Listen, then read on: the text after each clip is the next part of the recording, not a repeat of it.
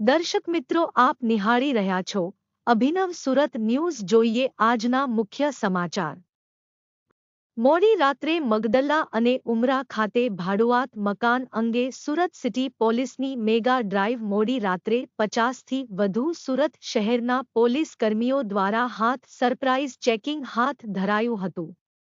પ્રાપ્ત માહિતી મુજબ સુરત સિટીના ઉમરા અને મગદલ્લામાં પરપ્રાંતિયો ભાડાના મકાનમાં રહેતા હોય છે, જેઓની માહિતી નજીકના પોલીસ સ્ટેશનમાં નહીં હોવાથી સિટી પોલીસે મોડી રાત્રે આવા વિસ્તારોમાં સરપ્રાઇઝ ચેકિંગ કર્યું હતું. બ્યુરો રિપોર્ટ અભિનવ સુરત ન્યૂઝ.